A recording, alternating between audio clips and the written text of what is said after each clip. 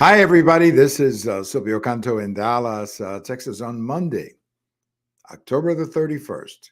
Happy Halloween. I hope you're enjoying your Halloween holiday. I hope you get a lot of chocolates. I hope you get a lot of kids to your door. It's one of those holidays that, I enjoy because it's just for the kids. That's what it is. I don't get too excited about myself dressing up, but I know for little kids, it's just an absolutely wonderful day. So I hope that if you have children or you have grandchildren, that they have a chance to get all dressed up and do the trick or treating. It's always a lot of fun when you open the door and you see this little boy dressed up as a Spider-Man or this little girl dressed up as a princess. I mean, it just it has to bring a smile to your face. So happy Halloween to all of you. Well, I voted early today. I went to vote early. We have that option here in Texas of voting early. So I put my vote in. I voted for Governor Abbott. That's not a shock to most of you who follow me, but I voted for him. And I think he deserves to be reelected. I think he's done a fabulous job as governor of Texas. He's done a very good job confronting three very important problems that he confronted. Number one, the situation on the border, which is hard for a governor to do anyway, because that's a federal problem. But I think he's done a decent job. With COVID, I think he acted in a sensible way. We shut down for a little bit and then reopened, and our economy was not devastated like many of the other economies around the country that closed way too long, especially the schools. Our schools were back at work in the fall of 2020, and that was a good thing for the kids of Texas, as we've seen with some of the problems that kids are having in other parts of the country who simply stayed out too long, and that was damaging to the kids. And we're starting to see that now with the test scores. And then, of course, the power grid situation a year and a half ago, and we had that problem with the power grid. Look, I'm not sure what the governor could have done to prevent it, but I think he took some measures after the fact. But I think overall, when you consider his performance, and definitely when you consider who's running against him, I had no problems voting whatsoever for Greg Abbott, and I think he will be reelected easily on the 8th of November. One thing about early voting, and this is something that gets out there, and it's a little confusing because people, they start making projections based on early votes. I have never seen very reliable projections based on early voting. Now, just because more people vote here than there, that does not necessarily mean that it will turn out this way or that way. So be careful with these projections based on early voting. I think a lot of times there's just a lot of wishful thinking.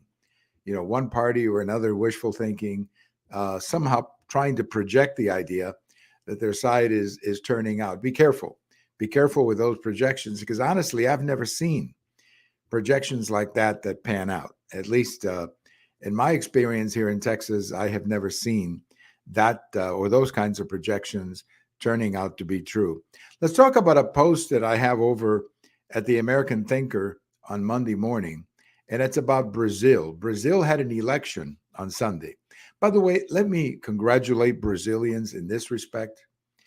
130 million people voted in Brazil on Sunday, one day voting. They don't have any early voting, one day voting. 130 million people voted. And by 7 o'clock Central Time, 7 o'clock our time, we had the results of the election. I mean, that's amazing. Congratulations to the Brazilians. I think we should be looking at what they're doing and try to see how they do it, because that's a pretty remarkable thing. They vote in one day. They started voting at 7 o'clock in the morning, and it ran to 7 o'clock in the evening. So roughly 12 hours of voting. 130 million people voted, and that's a big country. I mean, Brazil is a huge country, and they got the results finished by 7 o'clock. I think that's remarkable, and maybe we should copy whatever they're doing, because it's pretty amazing. But anyway, they had an election between the fellow known as Lula. His real name is Luz da Silva, whatever, but everybody knows him as Lula. And then President Bolsonaro, who was defeated for re-election. The final numbers, though, were very close. It was literally, it's not even 51-49. It's closer than that. It's more like 50 a little bit, 49 a little bit. So these two men were basically divided by less than a point. Extremely close election. If you look at the map of Brazil, it'll remind you, and this is the point that I make at my American Thinker post, it'll remind you a little bit of that election. Remember when George W. Bush was elected and reelected 2000, 2004, how the map of the United States, the Electoral College, the map of the United States was like one side of the country voted one way, the other side of the country voted that way. That's what the Brazilian map resembles. That's what it reminded me of. Brazil is also the United States of Brazil. So they vote by states. They have a popular vote, but they vote by states also. And if you look at the map, it's like one region of the country wanted to see Bolsonaro get reelected, and the other part of the country voted for Lula. Lula being the candidate from the left, and Bolsonaro the candidate from the right. But cities like states like Sao Paulo or Rio de Janeiro, big states where the financial centers are, they voted for Bolsonaro in huge numbers. And some of the more poor areas on the coast and on the north, they voted for Lula. Now, I had an opportunity to talk to a friend from Sao Paulo, and he was telling me that Lula is going to have a very difficult time governing because, for one thing, the country is very divided, extremely divided country. And if you look at the kind of Congress and the governors and so on, the country is very divided. So he's not coming in with any kind of a mandate whatsoever. He won, but he's not coming in with any kind of a mandate whatsoever. Now, Lula did say in his, celebration speech that he's going to try to raise the minimum wage and he's going to try to do something to jumpstart the economy, very hard-hit economy by COVID. And, obviously he had to say something about climate change and all that kind of stuff. But my friend in Sao Paulo was basically telling me that that's all going to be very difficult to do because COVID took a lot of money out of the country and they're just not going to be able to spend a lot of money. They have to get the economy going basically before they can do anything. So my guess is that this is going to be a very difficult presidency, and we'll see where it stands a year from or so from now.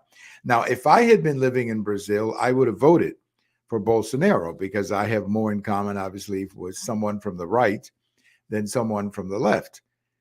But I have to tell you, Bolsonaro, in many ways, hurt himself tremendously. I have to be honest about this. His personality and the way he conducted himself at times was a bit strange. And I think he probably hurt himself that way. Reminds you a little bit of President Trump that, I think a lot of people just didn't like his personality. And that's why they didn't vote for him. But, we'll see.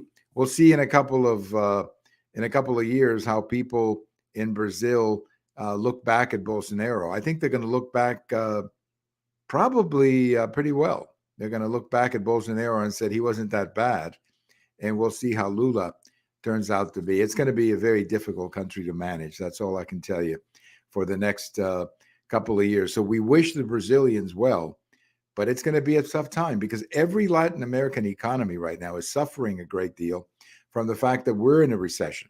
So when the United States has a recession, that really hurts a lot of these countries in Latin America and in the third world, but especially in Latin America because of the economic dependence, or not dependence, but the economic back and forth that we have with many of those countries. So Latin America is going to slow down many of their economies because our economy is slowing down as well. Well, just a couple of quick stories here to wrap it up. Affirmative action is in front of the Supreme Court right now. Now, affirmative action goes back to the 60s and 70s. And the original idea of affirmative action was to basically, give particularly American Blacks an opportunity to get into the game because they had been denied opportunities and so on. Right now, affirmative action in front of the Supreme Court has more to do with colleges than anything else. And there's a group of Asian Americans who feel they're being discriminated against because they're Asian Americans. And that's why this issue is in front of the Supreme Court. I fully expect the Supreme Court to overturn the current version of affirmative action. I think they will find that any kind of discrimination based on race or ethnic group is unacceptable. So if you think the left was freaking out after the abortion opinion, wait until they hear this one, because I think this one, the Supreme Court is going to look at this and say, no, you cannot discriminate based on the basis of race or ethnic group or anything like that. You just can't. And that's what I believe that they are going to decide. And of course, we're not going to get that decision until next June. So between now and then, I'm sure that there will be a lot of talking about it. But that's where I think this decision opinion is going to go. Today, we remember Michael Collins. Now, for those of you old enough to remember Apollo 11, there were three men on Apollo 11. There was Buzz Aldrin, Neil Armstrong, and Michael Collins. Now, Neil Armstrong was, I guess, the lead of the crew, and he was the one who came down first. Then Buzz Aldrin came out second. We never saw Michael Collins because he was up in space. He was running, flying around, the moon, while these guys were walking and getting all the publicity. But he was pretty important, because if he had not stayed up there, they would have never been able to reconnect with the capsule. So Michael Collins was the less known of the three, but nevertheless a very important part of Apollo 11. And we remember him today. He was born on this day in 1930, passed away in 2021. Now, I don't believe that Michael Collins had any more missions after Apollo 11. I just don't think that he did. By the way, neither did Neil Armstrong and Buzz Aldrin. I don't think they did either. But Michael Collins was, without question, the lesser known of the three, but a very important part of that trio that went to the moon. And he was the guy flying around, while the other two guys were down on the moon, he was flying around hoping to meet up with them after they had completed their moonwalk and everything else. So we remember today Michael Collins of Apollo 11, who was born on this day in 1930, passed away in 2021. Have a wonderful day, everybody. Again, happy Halloween. I hope you gave away a lot of candy and didn't eat all the candy that you didn't give away. Have a wonderful day, everybody. This is Silvio Canto in Dallas.